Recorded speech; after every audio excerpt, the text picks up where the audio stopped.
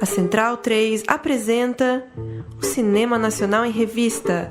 É o Central Cine Brasil.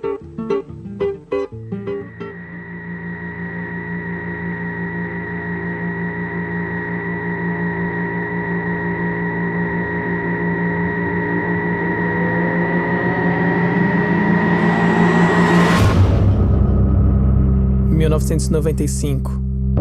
A gente tá sem grana, o pai do meu pai morre e minha mãe dá a ideia da gente morar na casa que ele deixou lá no bairro da Bresser. Desde que meu pai foi demitido, ele não sabe o que fazer. Minha mãe tenta arrumar uma saída, mas também tá perdida. 3h15. Tá, mãe, faz. Quem que tá filmando, Bruno? Tá louco, só dorme. Tô acordado, filho.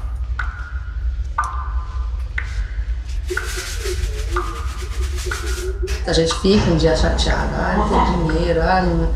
Mas, pô, pior se tivesse sem uma perna, ou louca que nem minha mãe. Eu acho triste. Vai ficar me filmando aí sem falar nada? Alô, amigos ouvintes da Rádio Central 3, começando mais um Central Cine Brasil, edição de número 200. Já são 200 programas, 200 edições falando sobre cinema brasileiro para você aqui pela Central 3. Eu sou o Lucas Borges, apresento esse programa hoje ao lado de Murilo Costa. Fala, Murilo. Boa noite, Lucas. Boa noite, ouvintes. Boa noite também para o nosso convidado de hoje, Bruno Guizas. Então já vamos trocar uma ideia com o Bruno antes de falar sobre o filme dele, que é o motivo, o assunto do nosso programa hoje. Como vai, Bruno? Tudo bem? Olá, todo mundo que está escutando. Tudo bem. Muito obrigado por nos receber. E antes de passarmos para Ontem Havia Coisas Estranhas no Céu, e aí, Ju Heredia, tudo certo? Tudo certo, gente. Muito obrigado pela sua presença também. Uma breve sinopse aqui sobre Ontem Havia Coisas Estranhas no Céu. Com o pai desempregado, uma família se muda para uma casa velha no bairro Operário, em São Paulo, no Bresser, na Zona Leste. A mãe busca saídas, mas não sabe o que fazer. A avó está ficando senil. O pai parece ter desistido. Os cachorros não param de latir. Todos ficam em casa o tempo todo e brigam muito. Em meio a isso, Bruno, o filho, formado em cinema, filma tudo. Bruno traz um formato que a gente tem visto, né, que está em voga não só no Brasil, mas no cinema mundial em geral, que é o cineasta, que é o diretor gravando a sua realidade e misturando, confundindo a ficção com a realidade, esse tema que a gente trata bastante aqui, né, o que é real, o que é documentário, o que é ficção. Tendo passado por esse breve resumo do filme, passo a palavra para você fazer a primeira pergunta, Murilo Costa. Eu vou começar sendo meio pretensioso aqui, mas só de leve, assim, citando uma frase do Truffaut, François Truffaut, cineasta francês, que ele falava ali ainda nos anos 60, que o cinema de amanhã será ainda mais pessoal do que uma novela autobiográfica. Será uma confissão, ou um diário. E o filme do Bruno vai um pouco por essa linha, Ontem Havia Coisas Estranhas no Céu. O filme começa com cenas naturais, diálogos bem cotidianos e uma câmera observadora, mas a gente logo começa a perceber o cuidado com os planos, contraplanos, os cortes precisos, a câmera bem colocada, indicando que a gente está vendo mais do que uma simples observação da rotina. E tem uma cena específica que me surpreendeu, e eu queria que você comentasse. A sua mãe aparece reflexiva, falando com a câmera em um monólogo, mas ela, na verdade, está dando voz a uma narração em off sobre ela mesma, sobre o seu olhar. E é um olhar duro sobre a realidade dela. Você diz: seus esforços e sonhos se confundem todos no mesmo fracasso. Achei bem forte essa frase. E eu fiquei bem curioso sobre a participação de todo mundo no processo, principalmente por conta dessa cena. Porque geralmente em filmes desse tipo, o cineasta vai ali, filma e deixa as observações para a fase da montagem, já longe dos olhos dos personagens, do julgamento de quem está sendo filmado e, de certa maneira, julgado também. Então, como foi a reação dos seus pais dessa proposta tão fora do convencional, essa visão romanceada da vida cotidiana deles? Como foi para eles se verem dessa forma, como personagens de um filme? E como ficou a relação pai e filho, mãe e filho, em meio a essa outra relação de diretor-intérprete, diretor-ator, diretor-atriz? Poxa, que pergunta boa. Vamos lá, por partes. Você tem que parar para pensar. Eu não conhecia essa frase do Truffaut, acho que eu estou de acordo com ele. Hoje mesmo estava comentando sobre um texto do Jonas Mekas, nos anos 60. Ele falava: o cinema no futuro, todas as pessoas poderão fazer o cinema. Aquela senhora que trabalha em casa, cuidando da casa, ela vai poder fazer o seu próprio filme sobre a sua própria vida, sobre a sua própria percepção do mundo e da vida. Ele estava falando das câmeras Super 8, né? E esse processo de diminuição do aparato, de ruptura com o processo industrial, de mesclar cinema e vida. Sempre me interessou esse caminho, assim, do cinema, né? Eu acho que tinha uma proposição que era o que, enquanto a gente estava vivendo, a gente estava fazendo um filme. E esse filme, assim, a primeira imagem é de 2010, a última é de 2017. Então, ele tem a maneira de se fazer esse filme foi realmente de, enquanto se vive, se faz um filme. Enquanto se faz um filme, a gente inventa a nossa vida. Era uma proposição de fazer da imagem de cinema uma pergunta, né? Uma pergunta, uma possibilidade de autoinvenção e de se perceber no mundo, né? As coisas, elas estão aí, elas acontecem, a gente passa a naturalizar. É preciso que a gente, às vezes, repita o gesto, repita de novo o gesto, repita o gesto para a gente compreender o que esses gestos estão carregando, né? Da própria história, né? De uma condição de vida, assim. Então, filmar minha mãe dali durante 10 anos, fazendo sempre as mesmas atividades, com a câmera sempre nos mesmos lugares, era uma tentativa de encontrar, né? É que é engraçado, né? Porque, assim, é encontrar a forma do mundo. Só que quando a gente está fazendo isso, a gente está inventando essa forma também. É um momento em que a gente consegue ter alguma liberdade, né? Alguma autonomia, assim. E aí, pegando essa questão dessa cena específica, é muito louco, porque, assim, é minha mãe, é meu pai, e aí tem esse ponto, assim, né, dessa função que eles exercem. A nossa relação é mediada por isso, é mãe e pai. Ao mesmo tempo, uma relação que se inverte dentro de uma perspectiva do trabalho. São os atores e o diretor. Quem está contratando, o contratante é contratado. A gente começou a tensionar vários desses lugares que a gente pode assumir, né, que a gente pode assumir dentro da relação da sociedade, assim. E o filme, ele propunha exatamente, assim, o filme nasce de uma situação que o meu pai fica desempregado e o que começa com um problema, uma crise econômica, vai se revelando uma coisa muito mais grave, né? Eu lembro que eu acessei durante o processo, eu me lembro que eu peguei uma frase que era do Homem Revoltado, se não me engano, do Camus, que ele falava sobre a precariedade material não podia escamotear a precariedade da própria vida. Eu sentia que essa relação ali a falta do trampo, de repente, ficou a falta do dinheiro, mas aí não era só sobre isso. Era sobre, assim, quem eu sou, né? Eu sentia que tinha essas perguntas, assim, meu pai se fazia essa pergunta, minha mãe se fazia essa pergunta, e aí me interessou vir com o cinema e tentar ultrapassar esse lugar, sabe, da identificação, né?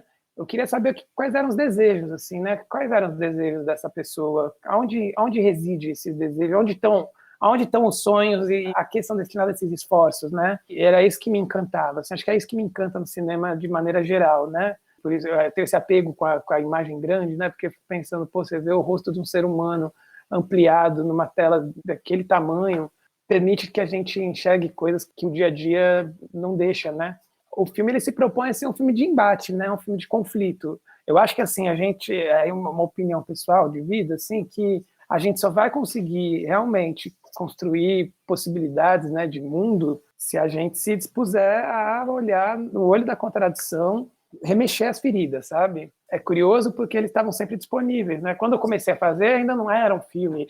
Esse filme é feito de imagens que são desejos de vários filmes. Eu tentei fazer um monte de filme lá que eu queria usar eles assim. Eu vinha com proposições para fazer pesquisas formais mesmo. E, de repente, foi se tornando esse filme. Pô, são 7 anos filmando, né? São quase 10 anos de processo do filme até finalizar, né? Até estrear. A gente vai se transformando ao longo do processo, cada pessoa individualmente. O filme começa em 2010, ano em que encerra o segundo mandato do Lula e entra a Dilma.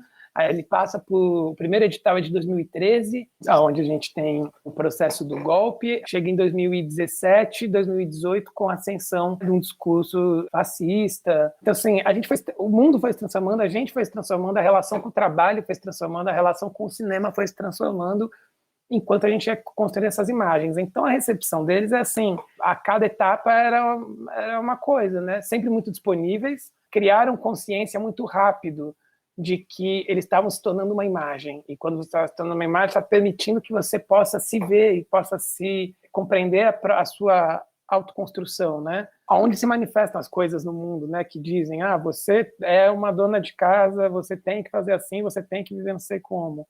De repente, minha mãe começou a criar... O filme foi trazendo para ela uma possibilidade de consciência Ela diz isso, não sou eu que estou dizendo. Ela fala que o filme foi como uma abdução para ela. A abdução que existe dentro do filme, a própria feitura do filme foi isso. E aí aquela coisa que tem no filme que ela fala, tudo é igual, mas nada é igual, é um gesto que muda, um jeito de olhar, foi uma coisa que ela mesma me falou.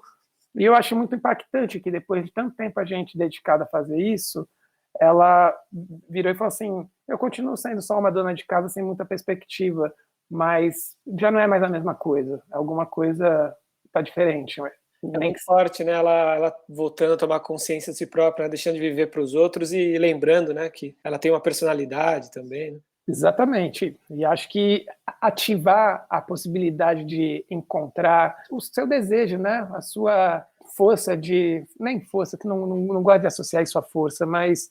Não sei, acho que ativar os desejos, sabe? A gente precisa desejar e a gente tem que dissociar o desejo do poder, por exemplo, ou do controle, né? Que é para onde foi, o desejo se tornou isso, e é terrível, porque aí acontece isso que está acontecendo, a gente tem aí um processo de pandemia, ao invés da gente compreender o valor das relações comunitárias, das relações comunais, a gente passa a ver uma ênfase assim no conflito individual, assim, né? E curioso, porque aí o Murilo falou sobre a questão do cinema ser ainda mais pessoal, quase como confissões, mas é curioso porque, apesar disso, é um trabalho feito se colocando em relação. Acho que assim era uma equipe pequena de pessoas muito íntimas que foi sendo agregado mais gente e era uma experiência de vida mesmo, né? É muito tempo, não é que a gente foi lá 3 semanas, 4 semanas com um projeto e executou. A gente estava lá vivendo e fazia tudo junto e concebia, até nesse sentido, assim, tentando responder a questão da participação deles. Era isso, a gente, durante o período de filmagem com equipe, a gente ia filmar na rua, meu pai ia como motorista e produção, sabe? Era mesclado mesmo. A gente chegava todo dia, tinha um regime de trabalho, assim, né? Entre 10 ou 12 horas, trabalhando todos os dias, 6 vezes por semana, chegava às 8 da manhã, tomava, só que aí era isso. Como é que a gente ritualiza essa convivência, né? Então era isso, tomar café da manhã junto, ficar conversando, terminar de almoçar, não é vamos sair correndo filmar, vamos ficar conversando aqui, entender o que a gente faz, aí fuma um cigarro, toma uma cerveja no fim do dia, sabe? Descansa. O Fábio, que fez o som na primeira etapa, ele todo dia depois do almoço, ele tirava uma horinha de sono, e era muito bom poder propiciar isso para aquele grupo de pessoas, para que daí nascesse a relação que ia dar forma a esse filme.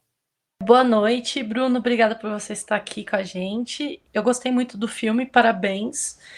Eu diria que é um filme dentro do filme, é um filme como se fazer um filme. O que eu acho interessante, assim, é que, por mais que ele seja, assim, né, uma coisa mais pessoal ali, a sua família, a sua vida, para mim ele ultrapassou a tela, sabe? Dá para... Em muitos momentos ali dá pra gente fazer uma análise mais ampla de tudo que tá acontecendo, assim. Enfim, dá pra usar algumas cenas ali como metáfora. Foi o que eu senti do filme. E também, assim, os seus pais são muito generosos. E a sua mãe é incrível. Sua mãe é uma atriz. A sua mãe realmente é uma atriz, assim. Eu fiquei em bons momentos pensando, putz, mas espera, calma, né? Será que é a mãe dele mesmo? Enfim... E ter essa dúvida é legal, é bacana do filme, né? Uhum. E a gente vai descobrindo, né, ao longo do filme, isso é muito legal. E tem uma cena poderosa, para mim foi uma cena muito poderosa, que quando eu falo de ultrapassar a tela, eu senti o que a sua mãe estava sentindo, ela conseguiu passar ali todo aquele sentimento, que é quando vocês discutem, assim, né? Nem quero falar muito para não dar spoiler, não sei. Então, a minha pergunta, quais foram os desafios da direção de atores, digamos assim, porque eles não são atores, mas teve uma mise-en-scène, teve uma direção, eu vi que eles colaboraram bastante com o roteiro, enfim, não foi uma coisa ali totalmente jogada, né? Então, eu gostaria que você falasse quais foram os grandes desafios, assim, para essa direção de atores. Massa. Essa coisa do trabalho com os atores, né, e atrizes, eu sou fascinado, assim, né, por esse trabalho. Uma pessoa, né, que pega o seu corpo e transforma num personagem, né, e tem essa consciência do gesto. É muito bonito, né? Com eles, eu acho que foi a descoberta, né, de como se construir, porque acho que tem uma parte que é um entendimento, assim, né, nas conversas em que eu vou conversar com minha mãe e ela fala sobre essas coisas, né, do entendimento dela sobre si mesma através da experiência do filme. mas tem também isso, assim, de compreender a forma, né? A forma do mundo, assim. Quando a gente assistiu antes, por exemplo, no Processo, a gente assistiu um filme junto, Uma Mulher Sob Influência, do Cassavetes. E aí minha mãe, quando se viu e viu esse filme, ela ficou muito impressionada. Ela falou assim, nossa, eu me movo como essa pessoa. Ela encontrou ressonâncias, assim, do modo dela ser naquela personagem, sabe? E isso deixou ela muito impactada. Criar uma consciência, tem as particularidades da minha mãe em termos gestuais e tudo mais, mas tem alguma coisa que ultrapassa, que não é só sobre ela. E que naquela personagem da Gina Rowlands, ela, de repente, se encontrou ali, ao ver um filme e depois ver a própria imagem filmada, né? Essa criação de consciência, ela vai também encontrando um modo de se construir formalmente, como atriz, né? Acessar lugares, fazer ações de uma determinada maneira. E é um grande estudo, assim, para a gente, né? Porque a gente tem vários registros dela ao longo do filme, né? Mais espontâneo, mais marcadinho, uma mise-en-scène mais naturalista, uma coisa mais distanciada, um trabalho com texto. Foi como se fosse uma longa oficina, né? Que a gente foi descobrindo como fazer o filme, enquanto ia descobrindo como que fazia esse ofício também. E para mim é surpreendente, assim, no sentido de que eu vi a dedicação de todo mundo ali, mas acho que como o filme tem, né, uma exigência maior, vou dizer, com a minha mãe, para mim foi muito bonito e me deixou muito feliz, assim, de ver o processo dela chegando e descobrindo e se tornando uma atriz, né? Uma atriz mesmo. Ela estava atriz ali. Ela Sim, total. Maravilhosa. Não, tem essa cena mesmo da briga, por exemplo, tem uma coisa que é curioso, que a gente está brigando e ela fala, eu não sou atriz. A partir disso, a gente só tem cenas em que ela é muito atriz, né? A partir dessa cena. Não tem mais nenhuma cena que é mais espontâneo. Ou... A partir daí são momentos de construção plena, assim, né? De decupagem, tem traveling.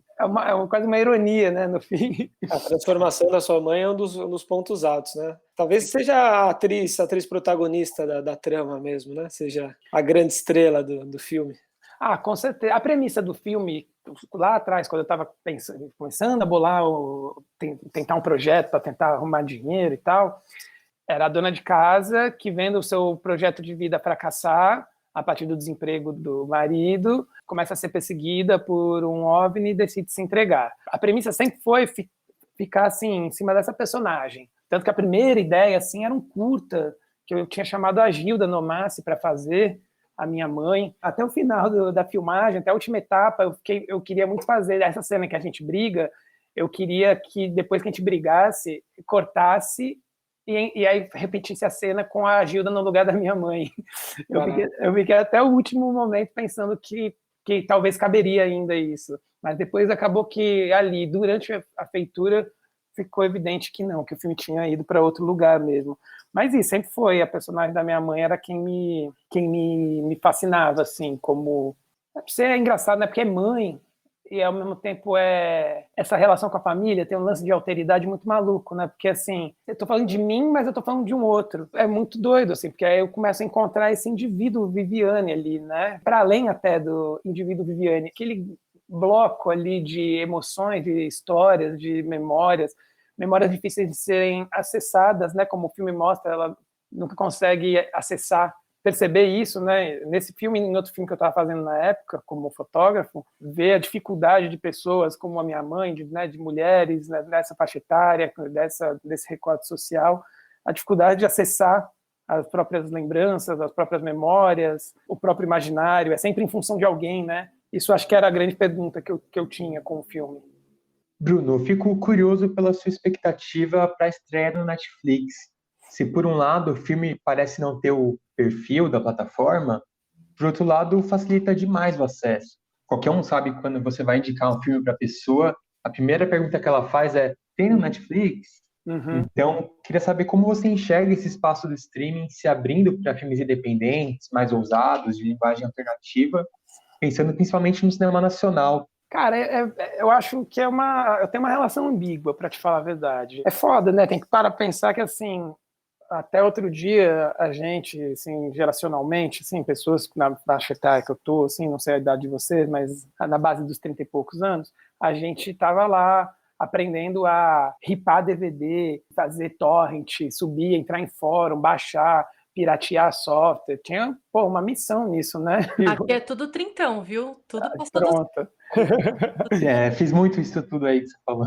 Pois Muita é. limpagem, muito torrent, E, fórum. e os caras agora estão uma ferramenta incrível de ruptura com certas amarras do capitalismo para a gente poder trocar, né? Fazer um câmbio de ideias, de imaginários, mesmo, de sensibilidade. Porra, isso aí já era. Você fala com uma galera de 20 anos, o cara não sabe mais baixar um torrent.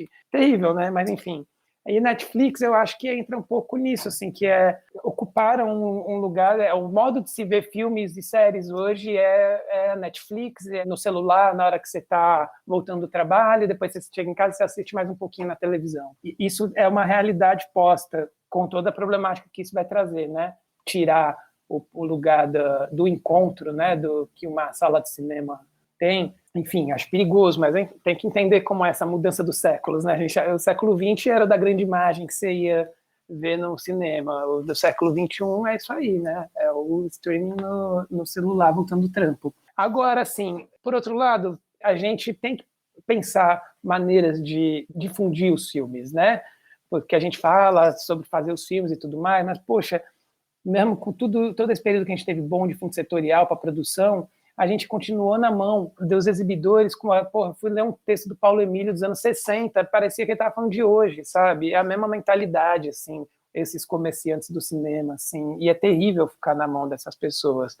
Então, é isso, com o meio de Netflix, você tem um cardápio de filme que você sai mais barato do que você ir em duas sessões de cinema, é o preço do Netflix por mês. É óbvio que mais gente pode ter, mais gente pode acessar. Eu acho legal que uma pessoa parecida com a minha mãe possa assistir o filme porque ele está no Netflix, sabe? E ao invés de passar minutos e minutos ali procurando alguma coisa que preste, só se frustrar, né, com aquele algoritmo que parece que mostra as mesmas coisas sempre pra gente, amanhã, então, a galera que tá ouvindo a gente pode assistir a um bom filme, de fato, brasileiro. Ontem havia Coisas Estranhas no Céu, né? Amanhã que tá na plataforma, né? A partir de amanhã, né, Bruno? É amanhã que estreia, tem uma live, olha nessa época, vai ter uma live da Vitrine comigo, com a minha mãe, com a Letícia Santinon mediando. Recebi um monte de foto de pessoas, assim, de amigos da família, assim, da minha mãe e tal, foto da televisão com a chamada dizendo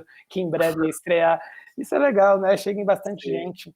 Eu acho que pode ser ótimo. Com certeza. Tem previsão de mais exibições, enfim, talvez drive-in, ou enfim, um dia, quem sabe, alguma exibição em cinema? Então, acho que até dentro disso que você estava falando. O legal de ter, não sei como tá, a gente andou fazendo umas exibições em algumas cidades, até por conta do financiamento, que precisava estrear em sala para poder liberar para o Netflix. Então, a gente fez os drive-ins e tal. A meta é dedicar bastante ao lançamento pelo Netflix, até para desobrigar a gente, quando puder voltar ao cinema de forma segura, fazer sessões esporádicas, sabe? Acho que num ritmo mais parecido com uma ideia de cineclube do que da sala comercial, que você fica uma semana lá batalhando por um horário, e que para filmes como esse é só frustrante, né? Porque vão te jogando pro pior horário e ninguém vai ver a porra do filme. Sim, sim. Bruno, muito obrigado por nos atender novamente, pelo bate-papo, parabéns pelo filme e até uma próxima. Isa, vem, vai esfriar. Saco. Também é bom aqui. Esse lugar também não é o pior. Faço tudo pra ajudar. É o teu pai, é a tua irmã, toda agora vem você também. They will make it through the years, and these 6 walls will keep us alive when all hell breaks loose from the sky. Muito bom o papo com o Bruno, um papo filosófico, né? De fato, a experiência do filme dele, a experiência de Ontem Havia Coisas Estranhas no Céu, suscita a facilidade, né, da nossa época de captar imagens, enfim, como as pessoas são vistas e estão sempre expostas, enfim, como isso nos influencia, vai além, né, esse exercício. Esse tipo de filme está sendo feito cada vez mais, e aí eu lembrei de Platamama, eu lembrei da Vizinhança do Tigre, tem muitas outras referências de filmes feitos nesse formato, né, pessoas gravando seu entorno e misturando realidade com ficção. Mas tem uma questão além também, né? Tem esse exercício de como a gente está se vendo, o que a gente está se tornando nessa época, além, é claro, dessa discussão da família, a classe média, a rotina, etc. É um exercício narrativo de encontrar uma história na sua própria realidade, né? Isso é muito interessante mesmo, porque às vezes você vai vivendo, vai levando ali a vida, a sua rotina, e nunca nem se pergunta qual é o seu objetivo, o que você estava fazendo, quais momentos foram mais legais. Você vai só tocando em frente, né? E o cinema leva para esse lugar da reflexão mesmo, de tentar se entender, tentar entender a sua história, criar uma narrativa, criar uma ordem para as coisas, colocar as coisas em caixas, colocar em cenas. Isso é um exercício quase que de terapia mesmo através do cinema. Você pega uma geração como dos pais dele, por exemplo, é uma geração que via a terapia como coisa para doente, não queria fazer, por exemplo. E através do cinema você acaba chegando no mesmo lugar, de repente, né? Nessa construção de uma realidade para você através da sua própria história. E até como eu tinha falado no começo, né, que para mim parecia um filme dentro do filme, ou como fazer um filme, é isso, né? Porque além, né, da questão de ser algo muito pessoal, de o cinema também ali como forma de arte, o cinema também forma de ofício, o cinema, a gente só vai conseguir fazer cinema, digamos assim, um ofício em conjunto, né? É um fazer coletivo, né? E aí a gente percebe ali que as interações que teve, né, tanto com a assistente de fotografia, que era a ex-namorada, os pais, os amigos, o quanto isso é importante também, né, pensar o cinema como um ofício, uma forma coletiva de representar a sua arte, de mostrar a sua interioridade, enfim. Sim. E para trazer, a gente sempre conversa, né? Nos nossos grupos de WhatsApp aqui, enfim, antes da gravação do programa, para trazer um pouco desse papo, fazer o lado do advogado diabo aqui. Eu confesso que gosto muito do formato, revelador mesmo, é quase uma terapia, como o Murilo disse, enfim, é um exercício que tem que ser feito, né? Tal alcance e é interessante. Mas eu também confesso que, não sei, tenho uma certa dificuldade e tento entender pelos olhos de outras pessoas que não estão tão acostumadas a ver cinema menos convencional, enfim. Eu tento entender como esse tipo de filme pode ser atrativo para as pessoas, ainda mais com a duração que tem, né? O filme tem mais de 1h40, eu não sei, me interessaria um curta, um filme um pouco menor nesse formato. Eu vou admitir que tive um pouco de dificuldade com a duração do filme nesse formato que é um pouco tedioso como o dia a dia das pessoas ali, né? Para mim, o ponto negativo, digamos assim, entre aspas, do filme é a duração. Talvez isso vai pegar muito para as pessoas. E a gente pensar numa plataforma como a Netflix, que geralmente tudo tá ali muito cortes muito rápido, tudo muito ágil, enfim. Talvez um filme de 1h50, talvez isso pese um pouco. Eu entendo que, por um lado, essa questão da duração dos planos e tudo ajuda a ter uma imersão inicialmente no filme, mas depois realmente começa a ficar um pouco pesado. 1h50 acaba sendo um pouco demais mesmo para uma história bem cotidiana. Eu também acho que poderia ser um pouco mais ágil. E fica essa curiosidade até do Netflix, é muito diferente de tudo que a Netflix tem no catálogo. Então, vamos ver a recepção, né? Mas tem esse outro lado também de facilitar demais o acesso. Você pode recomendar para qualquer pessoa, pelo menos um play inicial ela vai dar, e se ela vai largar no meio ou não, daí já é com ela. Sim, sim. Exato. Fica o convite, tá fácil de assistir esse, não tem desculpa nenhuma, todo mundo tem a porcaria do Netflix, uma senha do irmão, da mãe. Então é só escrever na busca ali, porque eu duvido que vão jogar ali, né, nas primeiras Nas recomendações. né, nas recomendações, mas é só buscar. Ontem havia Coisas Estranhas no Céu, e assistir a cinema brasileiro de muita qualidade aí, o filme do Bruno Risas, trocou essa ideia bacana com a gente. Vamos falar de notícias do cinema brasileiro? Saiu a premiação do Grande Prêmio do Cinema Brasileiro, não é, Murilo Costa?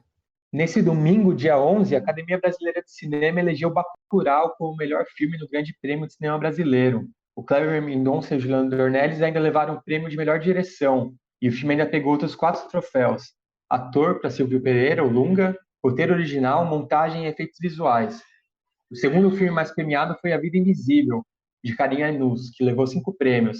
Atriz coadjuvante para Fernanda Montenegro, roteiro adaptado, figurino, direção de arte e fotografia.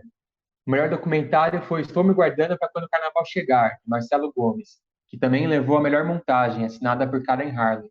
Os outros premiados foram Simonal, como melhor filme de diretor estreante para Leonardo Domingues, melhor ator para Fabrício Boliveira, trilha sonora e som.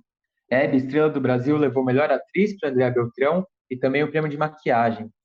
Já o Cine Hollywood 2 ganhou o prêmio de melhor comédia e de ator de coadjuvante para Chico Dias. Tito e os Pássaros foi melhor animação, Turma da Mônica Laços ganhou como melhor filme infanto-juvenil e Eu Sou Mais Eu ganhou a categoria Voto Popular. Bom, eu não sei o que você achou, Murilo, mas assim, é meio esquisito. Eu achei meio esquisito a coisa meio não, né? Virtual, né? O Bacurau e A Vida Invisível tava meio previsível, né? Que ia ser que ia ganhar, né, o melhor filme, os prêmios principais, principalmente, né? O de fotografia, melhor atriz com a Fernanda Montenegro. Era uma coisa que não me surpreendeu muito. Mas Eu também esperava que eles dividissem a maioria dos prêmios, mas eu achei até que o Vida Invisível conseguiria mais algum prêmio para atriz. Pois é, olha só que coisa. Vamos lá. Para a categoria de melhor ator, teve empate. E para melhor atriz não teve, e teve muita gente boa, né? E eu achei curioso ter empate para melhor ator. Merecido, assim, o Lunga, né? O personagem Lunga, maravilhoso no Bacurau. Fernando Boliveira também, maravilhoso. E ainda tinha o Marco Nanini, né? Concorrente também. Eu achei que ele ia levar. Sim, eu também. Mas enfim, o Simonal é um filme que eu não assisti e eu tô super afim de ver. E o que mais momentos polêmicas da Central Cine, o que eu fiquei mais surpresa foi com o voto popular. O que você me diz, Murilo, sobre o voto popular? Eu confesso que quando apareceu ali, eu nem sabia de que filme se tratava. Devia saber, né? A gente trabalha com isso, mas fiquei, eita, que isso? Sim, eu também. O filme Eu Sou Mais Eu, né? É um filme que tem a Kéfera, gente, como protagonista. E nada contra, imagina, nada contra mesmo.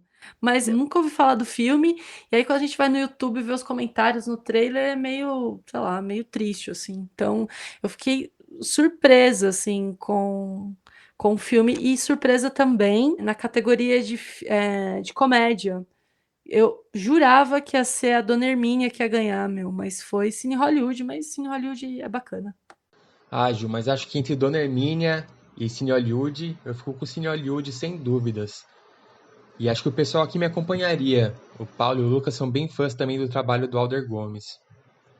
A gente também vai ter em breve o Cine Ceará, que já anunciou suas datas, vai acontecer dia 5 a 11 de dezembro, em formato presencial, em Fortaleza, e também no modo online, na plataforma do Canal Brasil. Vão ser 22 longas e curtas disputando as mostras competitivas.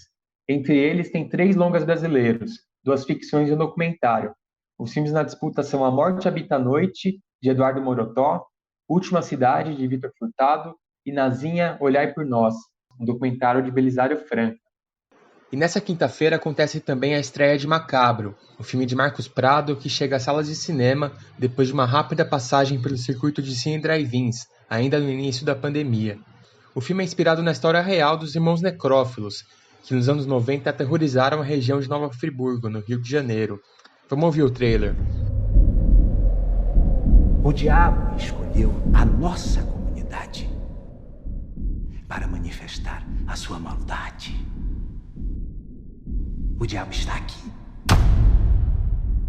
atrás de uma árvore, uma curva de estrada.